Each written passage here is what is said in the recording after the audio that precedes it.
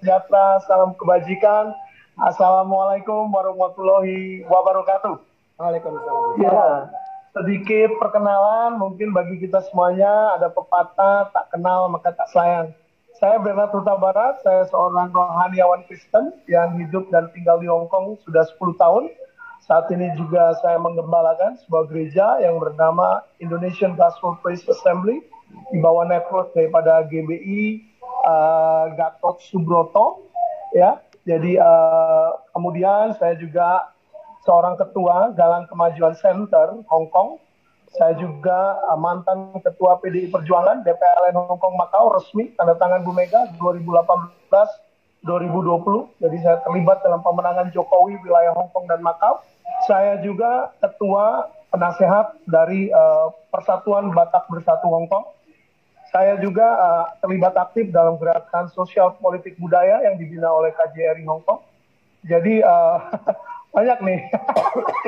Mana-mana ini NGO di internasional di keberatan. Iya, nggak apa-apa sedikit kan supaya orang tahu. Saya juga sedang menempuh kuliah lanjutan tingkat master dan doktoral di Hong Kong Life Road Theological Seminary. Jadi saya beristri 1, anak 3. Nah, ya memang istri cuma 1 ya. Ya, Bapak Ibu Saudara-saudari, saya akan melihat dari sedikit refleksi. Mohon izinkan kami, karena kami walaupun kami bergerak di sosial budaya dalam pembangunan bangsa negara Indonesia, dalam pembangunan Pancasila dan manusia, namun kami juga ada sedikit refleksi dari sisi mungkin sebagai keluarga besar Huta Barat maupun juga dari sisi iman Kristen yang kami yakini. Jadi mohon izin pada Bapak Ibu Saudara-saudari. Yang pertama-tama kami mau bagikan bagaimana proses ya. Saya masih ingat bagaimana detik-detik pada waktu Juli akhir dan minggu ketiga, saya mengetahui itu langsung ya. Minggu pertama, minggu kedua, dalam hitungan hari karena kami sangat update dengan kegiatan-kegiatan apa yang terjadi di Indonesia, kami sangat dekat. Jadi kami tidak, walaupun kami tinggal di Hong Kong, bertugas, melayani, bekerja, kami sangat peka, sangat tahu, sangat dekat dengan apa yang terjadi di Indonesia. Termasuk salah satunya peristiwa tragedi ya kemanusiaan, pembunuhan berencana Brigadir Polisi Yosua Huta Barat. Ya, kami juga terlibat di dalam forum komunikasi Huta Barat seluruh dunia, tidak hanya di konteks Jakarta, kami sangat dekat juga, tapi kami juga dekat misalnya dengan Huta Barat yang ada di Amerika, Belanda, dan tentu saja kami tinggal di Hong Kong. Jadi memang ada semacam WhatsApp dan juga forum komunikasi, kami saling bertukar pikiran untuk langkah-langkah apa yang kami harus lakukan. Dan kami mengucap syukur kepada Bapak Surgawi, kepada Tuhan yang Maha Kuasa, kalau memberikan hikmat kepada para tua-tua kita. Jadi kalau di dalam adat Batak itu kan ada di setiap punguan-punguan ya, baik di Jakarta, di mana, di Indonesia, di mana itu ada tua-tuanya. Yang dituakan tidak hanya secara sosial, ekonomi, secara rohani, namun juga secara intelektual. Dan mereka, saya jelas lihat terlibat mereka tuh mengarahkan kita semua. Satu yang pertama, pada waktu kita mendengar peristiwa itu, kami melihat orang tua kami, baik secara fisik, jasmani, psikologi, dan secara rohani, dan secara adat, itu mengarahkan kami semua untuk satu, jangan reaksioner, ya, jangan reaksioner. Kedua, banyak berdoa, kalau perlu berpuasa. Ketiga, apa yang kita bisa bantu dari sisi kewarganegaraan, karena kita berada dalam konteks negara dan bangsa Indonesia. Jadi walaupun kita sebagai orang Batak atau mungkin apapun latar belakang pendidikan, rohani kita, agama kita tetap dalam bingkai ranah negara Kesatuan Republik Indonesia. Dan selalu ditekankan di dalam interaksi-interaksi kami adalah kami harus mematuhi hukum, kami harus mendorong pengacara pada waktu itu adalah tulang kami, Kamarudin Simanjuntak beserta tim, bahkan abang kami, Abangda Saur Sinaga, dan ketua daripada Tampak. Jadi kami terlibat dalam pergerakan media sosial, ya jujur saja kita menginginkan satu influencing ya untuk hal yang positif ya Bapak Ibu Saudari, untuk supaya massa publik sadar apa yang terjadi, bahwa tragedi kemanusiaan ini bukan cuma miliknya si Huta Barat, keluarga Huta Barat, atau orang Batak, atau orang... No, ini adalah peristiwa kemanusiaan yang terjadi di Negara Kesatuan Republik Indonesia, dan kita menginginkan kebenaran dan keadilan itu ditegakkan. Jadi, dan jujur ya, saya pertama agak sedikit skeptis gitu melihat minggu pertama, minggu kedua, minggu ketiga kok belum ada respons gitu ya dari apa namanya pusat gitu, RI1 atau istana katakanlah. Ada satu respon yang sangat baik sekali. Betul apa yang dikatakan tadi oleh senior kami, abangda kami, Pak Yanes, Pak Jokowi merespon sampai 4 kali saya mencatat. 4 kali dia merespon di publik, di depan wartawan. Jadi artinya itu di dalam atensi beliau, di dalam perhatian beliau, di dalam perenungan beliau, di dalam meja kerja beliau, artinya beliau betul-betul atensi perhatian. Kemudian juga kita lihat bagaimana tindakan-tindakan daripada Menko Polhukam memberikan satu inspirasi sebagai otoritas, sebagai negara hadir. Dan saya lihat bagaimana kami bersyukur sebagai bangsa dan negara Indonesia. Karena ternyata bangsa dan negara Indonesia ini sudah mulai melek, sudah mulai dewasa, sudah mulai matang. Bahwa peristiwa pembunuhan Brigadir Yosua Huta Barat ini bukan cuma miliknya orang tertentu, kelompok tertentu, ternyata saya lihat di mana-mana respon yang sangat baik, sangat positif, dan sangat mendukung. Ya, tentu kita berterima kasih banyak sekali kepada tulang kami dalam hal partuturan adat Batak. Saya harus panggil dia tulang, karena saya menempatkan Brigadir Yosua Polisi Huta Barat adalah adinda kami, orang tua beliau, amang muda kami, atau semacam paman dan bibi, ya, amang muda Samuel Huta Barat dan inang muda Rosti Simajuntak. Seperti misalnya saya secara pribadi, saya mendengar itu terus terang ya, saya secara pribadi saya nangis itu nangis sejadi-jadinya begitu saya tahu, saya dengar itu, kemudian saya lihat foto-fotonya, saya lihat videonya, waduh hati saya hancur lembut deh. Betul. Saya nggak kenal dia, tapi kemudian saya selidiki secara partuturan, dia adik saya gitu. Nangis Bapak Ibu Saudari, saya nggak pura-pura, tapi nangis sampai istri saya itu bilang, kenapa kau nangis? Ya, inilah dimati. Kalau cuma dipukul, kalau cuma dipecat, kalau cuma ditendang, secara polisi militer saya masih bisa terima. Gitu. Tetapi dibunuh dan kemudian dibunuhnya secara sadis dan mengerikan, berencana, terus terang daging saya nggak terima gitu. Saya marah sekali di hati saya dan kemudian saya nangis. Bagaimana mengekspresikan itu? Satu tangisan, satu duka, satu satu kemarahan juga. Ya kalau di dalam bahasa Batak itu ada peribahasa kan yang namanya makuling mudar, itu darah tuh berbunyi, berbicara gitu. Ya kalau saya keep on saying gitu kepada orang-orang Indonesia di Hong Kong, kalau cuma dipukul, ditendang, bahkan mungkin dipucat, ya walaupun saya agak sedih, saya masih bisa bagaimana gitu. Tapi dibunuh, saya rasa ini sudah nggak benar lagi gitu. Saya harus bertindak. Nah, saya terbatas secara fisik saya di Hong Kong. Apa yang bisa saya lakukan? Itulah ekspresi saya bagaimana. Saya sangat berterima kasih ya kepada pribadi-pribadi dan orang-orang dan kelompok yang sangat hebat. Saya betul-betul gimana ya, saya bisa merasakan hatinya ya, seperti Gus Soleh, Bapak Ustadz Gus Soleh, Pak Muhardi, dan juga agama cinta, teman-teman aktivis agama cinta, itu sangat concern gitu. Betul-betul mewujudkan Pancasila itu senyatanya gitu. Kita semua ini terbatas, tapi berusaha untuk memahami perasaan terdalam ya, daripada keluarga, daripada korban, daripada pengacara, daripada kami gitu. Ada satu orang bertanya kepada saya di Hong Kong, Pak, kenapa sih Bapak begitu kayaknya excited, passionate untuk kasus Brigadir Yosua Polisi Huta Barat ini, untuk supaya terus diatensi Presiden dan Indonesia dan dunia, bahkan saya bilang, oh ya, itu darah saya di situ, darah saya di orang yang mati itu, si Yosua Huta Barat itu darah saya, bukan karena saya cari terkenal supaya cari panggung, no, saya senang, itu darah berbunyi, darah berbicara. Ya, itu seperti itu. Nah, kemudian kita melihat bagaimana saya melihat reaksi ya, satu perubahan konstelasi psikologis di level nasional, dalam hal ini di Jakarta dan juga bahkan di seluruh aspek keindonesiaan. Saya melihat bagaimana itu semua hal yang banyak yang baik terjadi. Nah, pertama refleksi saya, yang pertama, Tuhan hadir dalam kejujuran Baradae. Bayangkan, dari yang pertama dia patuh, dia terikat, dia seolah-olah dalam tanda kutip di magic atau disihir oleh Sambo, tidak mau buka mulut, tidak mau buka cerita, sampai akhirnya dia terbuka, sampai akhirnya dia menyesal, sampai akhirnya dia mengaku dosa, yang kebetulan dilayani oleh seorang hamba Tuhan, sampai kemudian dia berjuang untuk kebenaran, satu perubahan, suatu hal yang sangat bagus sekali secara sosial, psikologis, secara rohani.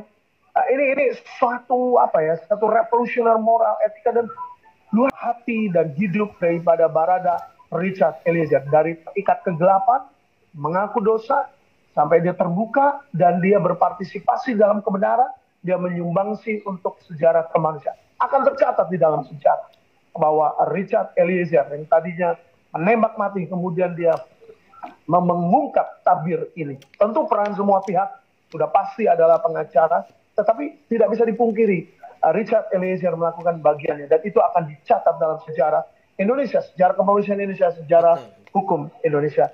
Kemudian saya melihat secara refleksi Tuhan Yesus Kristus hadir dalam hidup Brigadir J. Bayangkan, usia 27 tahun mati. Ini kalau orang sembarangan mati, paling ditiup angin hilang sekejap ting, udah seperti rumput saja. Tapi mengapa seorang almarhum korban yang dibunuh, dianiaya secara sistematis, direncanakan, Brigadir Polisi Yosua Huta Barat, kenapa bisa sampai resounding the moral, the influencing socially, the psychologically, yaitu tidak hanya ke konteks kepolisian Brimob, Kapolri, bahkan sampai level ke meja daripada yang terhormat, yang terkasih, yang kita hormati, Bapak Presiden Joko Widodo. Itu something, it speaks louder, it speaks about volume, it speaks about moral weight. Artinya apa? Kejujuran. Kalau ini orang-orang nggak benar, kalau ini orang-orang nggak jujur, kalau ini orang rusak, kalau ini orang sampah, pasti nggak mungkin Tuhan izinkan, Bapak Surgawi izinkan hidupnya itu berbicara polos. Makanya saya setuju dan saya mendukung kalau Brigadir Yosua Polisi Huta Barat dinobatkan, didukung, dinaikkan sebagai ikon daripada moralitas etika polisi. Reformasi, dialah pahlawan reformasi kepolisian Indonesia. Saya setuju, saya mendukung hal itu. Dan saya juga melihat bagaimana secara refleksi Tuhan itu hadir dalam perjuangan tulang kami, Kamarudin Simanjuntak dan tim. Mereka mendobrak mafia, mereka mendobrak lapisan-lapisan demi lapisan di dalam kegelapan dosa dan mafioso dalam di dalam institusi itu didobrak sama mereka. Mereka lawan.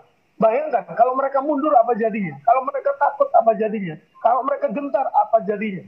Nah, itulah Tuhan memberikan anugerah, Tuhan memberikan kekuatan, Tuhan memberikan kemampuan, inspirasi kepada tulang kami dan tim. Kemudian kami juga melihat self-help with God's help is the best help. Pertolongan terhadap diri sendiri dengan ditolong oleh Tuhan akan menjadi pertolongan yang terbaik. Self-help plus God's help is the best help. Saya juga melihat bahwa Tuhan juga, Bapak Surgawi, membentuk hati dan kondisi daripada Amang Udara kami, Bapak Samuel Huta Barat dan Inang Udara kami, Inang Simanjuntak. Itu mereka tuh sekeluarga tuh pasti pedih, pasti nangis, pasti menjerit, pasti berdoa, pasti nggak teringat. Saya setiap kali melihat siaran di TV dan saya update terus, waduh hati saya hancur. Nangis saya berderai-derai. Saya sama cerita kepada anak-anak saya cerita kepada anak-anak saya yang besar di Hongkong, ini darah kita. Ini tulang, ini kuda kalian nih mati dibunuh. Saya cerita gitu kepada anak saya. Anak saya tidak mau melupakan Indonesia, tidak mau melupakan darah Batak, tidak boleh melupakan dirinya walaupun di luar negeri. Kita tetap ingat kampung halaman, kita tetap ingat kita tetap ingat Indonesia. Dan paling penting, kita menginginkan Indonesia maju sehingga kebenaran keadilan ditegakkan. Nah, saya melihat ada satu titik-titik persamaan. Ini refleksi saya sangat subjektif, Bapak Ibu, saudara-saudari, tapi mohon izinkan saya sedikit berbicara. Ada titik-titik persamaan antara Tuhan Yesus Kristus dan Yosua Huta Barat. Tuhan Yesus Kristus 30 tahun, Yosua Huta Barat 27 tahun. Tuhan Yesus Kristus sebagai domba Allah, Yosua Huta Barat sebagai reformasi, pahlawan reformasi kepolisian Indonesia. Tuhan Yesus Kristus mendobrak carut marut kegelapan dosa pada waktu bangsa Israel ditindas oleh bangsa Romawi. Yosua Huta Barat mendobrak kematiannya, merobek tabir carut marut dosa, kegelapan, udah nggak tahu lah lapisan dosa, udah kita you name it lah, mafia, perjudian, mafia, pejabat, perang, bintang, apapun itu udah rusak dunia ini. Nah, kemudian saya lihat juga ada titik persamaan, hidup itu memang seolah-olah singkat. Tentu kita berpikir, oh kenapa ya hidupnya kok singkat sekali, masih muda, mati, dianiaya, atau mungkin disalibkan. Well, tentu semua kita pengen hidup aja, hidup sukses, berhasil, beranak cucu dan mas. Tapi kadang-kadang ada sisi-sisi ketetapan Tuhan. On the degree of God, itu Tuhan izinkan bahwa orang seperti Yosua Huta Barat hidupnya singkat, namun namanya harum, berdampak positif, membawa anugerah kemuliaan Bapa Surgawi di tengah-tengah kancah institusi kepolisian, bukan hanya polisi Indonesia, tapi seluruh Indonesia. Bahkan ini dampaknya juga ke banyak mentalitas berjuang. Saya hargai diktum yang keep on saying oleh tuan kami pengacara Kamarudin Simanjuntak mengatakan orang kecil bisa melawan mafia kalau kita bergandengan tangan. Ini adalah perjuangan bersama, bukan cuma keluarga Huta Barat, bukan cuma tulang kami pengacara, tapi semuanya bergandengan tangan, media termasuk Bapak Ustadz Gus Soleh dan tim dan teman-teman agama kita sounding ini case, sehingga ada tekanan secara moral, psikologi dan publik, sampai paling tidak keputusan pengadilan level pertama sudah ada dampaknya ke semua terdakwa. Saya juga agak sangat geram ya melihat bagaimana seperti orang seperti Kuat Makhluk pengadilan loh, di depan pengadilan ketawa-ketawa, cengar-cengir, dan saya rasa tidak tepat untuk bersikap seperti itu. Tapi anyway, kita nggak bisa kenyataannya palu vonis daripada hakim sudah diambil dan kita bersyukur. Tentu bisa saja pasti mereka akan banding. Tentu itu haknya para terdakwa. Namun ini refleksi kami sangat menghargai, sekali lagi kami sangat menghormati Pengadilan Negeri Jakarta Selatan. Jujur ini sesuatu hal kemajuan yang luar biasa kalau menurut kami. Saya refleksikan bagaimana karya penebusan Kristus menembus kegelapan dosa dan lapisan kebejatan, kebobrokan yang begitu gripping ya, mengikat dan bertali temali carut cemarut. Saya lihat kematian Brigadir Yosua Huta Barat memberikan dampak yang baik bagi kita semuanya, bagi Indonesia. Tentu secara hati, sebagai manusia, sebagai sesama Huta Barat, dia adinda kami, di dalam konteks interaksi, relasi, WhatsApp, maupun forum komunikasi, maupun di Facebook, kita semua banyak berbicara. Keluarga besar Huta Barat, ya, Boru Bere, Ibe Bere, itu semuanya berbicara gitu. Tapi memang Tuhan mendengar doa. Sekali lagi kami berterima kasih untuk webinar Zoom ini, sesuatu hal yang sangat baik, sesuatu hal yang sangat memberikan dampak positif, dan inilah sedikit refleksi yang kami berikan dari Hong Kong. Demikian Bapak Ibu Saudara-saudari, demikian Bapak Ustadz Gus Soleh, demikian Pak Moderator, Pak Muardi, teman-teman semuanya. Terima kasih, Pastor. Terima kasih Gus Soleh dan juga semuanya ya, Pak Nur juga. Terima kasih untuk kesempatan ini. Ya, Pak Benar sudah kembali kepada Still on Duty. Nah, kami mewakili masyarakat Indonesia ya, yang berdiaspora di Hong Kong khususnya. Memang vonis daripada hakim sangat ditunggu-tunggu, dan semua rakyat Indonesia yang ada di Hong Kong juga mayoritas ya, tanpa melihat agama, suku, bahasa, semuanya dari golongan apapun sangat berempati, sangat mendukung, dan sangat menanti-nanti keputusan hakim. Apakah berani menegakkan kebenaran, apakah berani tajam ke atas ya hukum itu, dan ternyata sangat luar biasa sekali. Begitu viral, per detik saja dikatakan hakim hukum mati, dan itu sudah share kemana-mana begitu. Jadi dengan titik ini pula, maka ada satu titik terang bagi kami semua masyarakat Indonesia. Ternyata Indonesia sudah mulai bangkit sekian level lagi, bahwa saya menyatakan Indonesia nih hukumnya mulai bagus dan sudah mulai meningkat. Jadi Indonesia ada harapan ke depan untuk berani membela kebenaran dan berani membela hak-haknya, seperti tadi pengacara Bapak Kamarudin ya. Jadi mari kita terus membela hak orang kecil, hak-hak orang kecil, dan memang kalau memang mereka harus kita bela, dan memang kalau mereka orang-orang atas yang punya uang, jabatan, posisi, kedudukan ya, jangan pernah tumpul. Dan masyarakat Indonesia siap untuk mendukung, ya, seperti pengacara-pengacara seperti Bapak Kamarudin, ataupun pribadi-pribadi, ataupun siapapun itu, individu-individu yang rela memberi waktu, tenaga. Bahkan saya salut Bapak Kamarudin barusan mengatakan beliau sendiri mengeluarkan uang, ya, mengeluarkan waktu saja sudah begitu capek, mungkin kurang tidur, bahkan itu sangat luar biasa. Saya sangat terharu. Biarlah itu bertambah-tambah orang-orang yang mau peduli, dan saya percaya di balik ini masih banyak lagi ada orang-orang yang mau peduli namun tidak terlihat dan tidak kita ketahui. Namun dengan kasus ini, dengan beraninya hakim mengetuk palu, vonis mati, ada satu titik terang bagi Indonesia dan harapan dari 260 juta jiwa WNI di Indonesia dan tersebar di seluruh dunia, khususnya juga kami yang ada di Hong Kong. Indonesia maju, Indonesia jaya, Mantap. Indonesia menjadi negara emas yang gilang gemilang. Terima kasih. Merdeka.